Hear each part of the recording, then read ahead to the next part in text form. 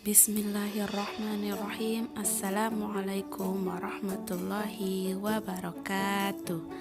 Apa kabarnya solih-solihah?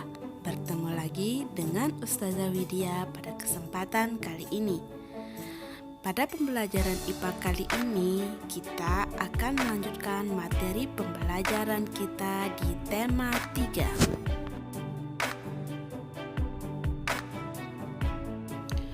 Di tema ini kita akan membahas tentang makan. Coba kalian perhatikan gambar di bawah ini. Apakah kamu selalu makan makanan sehat seperti yang kamu lihat pada gambar? Makanan sehat baik untuk tubuh kita. Tubuh manusia mengolah makanan menjadi nutrisi yang bermanfaat bagi kesehatan dan pertumbuhan tubuh. Lalu, Ustazah mau nanya nih, bagaimana sih proses pengolahan makanan pada tubuh kita? Untuk lebih jelasnya lagi, mari kita bahas lebih lanjut materi berikutnya. Proses pengolahan makanan pada tubuh makhluk hidup disebut dengan sistem pencernaan. Sistem pencernaan berfungsi untuk mencerna atau menghaluskan makanan hingga menjadi sari-sari makanan yang dapat diserap oleh tubuh menggunakan organ pencernaan, di mana sari-sari makanan yang masuk ke tubuh kita ini dicerna dengan cara mekanik dan kimiawi.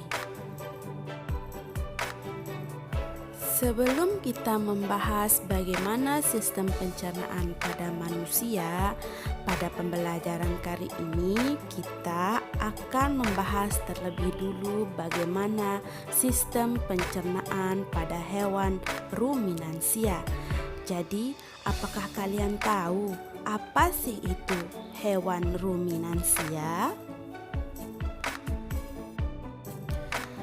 Jadi, hewan ruminansia adalah kelompok hewan mamalia yang biasa memamah atau memakan 2 kali dan dikenal dengan hewan memamah biak.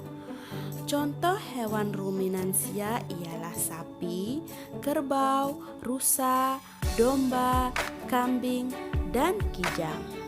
Sistem pencernaan hewan ruminansia lebih kompleks dibandingkan sistem pencernaan hewan lainnya. Pada hewan ruminansia terdapat 4 bagian lambung dengan fungsi yang spesifik atau berbeda-beda.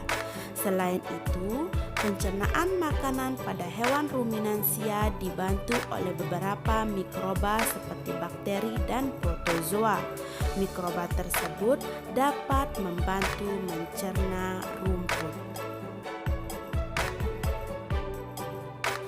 Seperti yang telah dijelaskan sebelumnya, salah satu contoh hewan ruminansia ialah sapi, di mana sistem pencernaan pada sapi sama saja dengan sistem pencernaan pada manusia, di mana organ pencernaannya ialah terdiri dari mulut, kerongkongan, lambung, usus halus, usus besar, dan anus. Tetapi lambung pada sapi berbeda dengan lambung manusia, di mana ukurannya jauh lebih besar.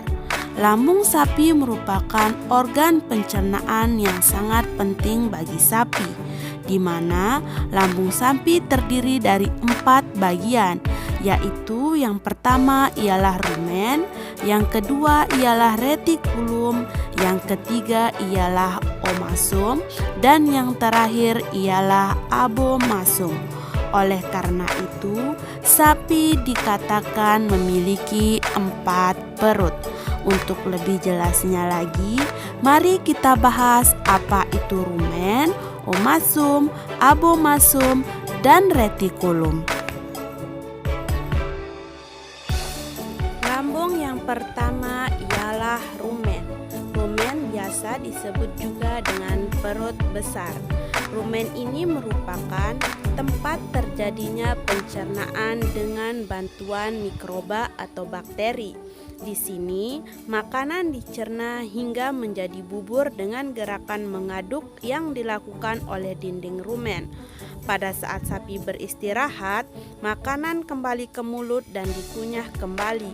Setelah dikunyah untuk kedua kalinya, makanan masuk ke retikulum atau perut jala. Lambung yang kedua ialah retikulum atau perut jala. Di dalam retikulum, makanan kembali mengalami proses fermentasi dengan bantuan bakteri anaerob dan protozoa. Di dalam bagian perut ini terjadi proses absorpsi atau penyerapan dan penyaringan benda-benda asing yang masuk ke dalam bersama makanan. Lambung yang ketiga ialah omasom atau perut kitab, di mana di dalam omasom ini makanan dicerna dengan bantuan enzim pencernaan. Selanjutnya, makanan akan masuk ke dalam abomasum. Dan jenis lambung yang terakhir ialah abomasum atau perut masam. Di sini, perut bagian inilah yang sebenarnya disebut dengan lambung. Di sini, makanan dicerna dengan bantuan enzim pencernaan pepsin yang dihasilkan oleh abomasum. Setelah tadi kita membahas bagian-bagian pada lambung hewan ruminansia, sekarang kita akan membahas bagaimana proses pencernaan pada hewan ruminansia. Salah satunya ialah sapi, di mana pertama-tama pencernaan dimulai dari mulut. Di dalam mulut, makanan dicampur dengan air liur. Makanan yang masih kasar ditelan melalui kerongkongan, kemudian makanan yang sudah ditelan disimpan sementara di rumen atau perut besar. Di dalam rumen terjadi proses pencernaan dengan bantuan mikroba atau bakteri.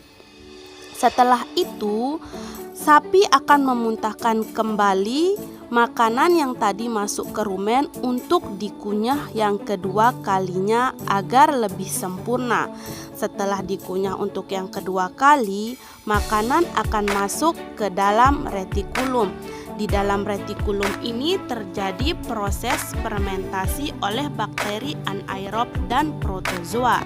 Setelah dari retikulum, makanan akan disalurkan ke dalam omasum dan yang terakhir ke dalam abomasum. Di dalam abomasum ini terjadi proses pencernaan dengan enzim pepsin. Enzim pepsin ini merupakan salah satu enzim yang ada pada sistem pencernaan. Enzim ini terdapat pada lambung yang memiliki peran sangat penting dalam proses pencernaan dan penyerapan protein makanan. Setelah dari abomasum, makanan akan disalurkan menuju usus halus untuk diserap sari-sarinya dan diedarkan ke seluruh tubuh. Selanjutnya, sisa makanan yang disalurkan menuju usus besar dan bermuara di rektum yang selanjutnya akan dikeluarkan melalui anus.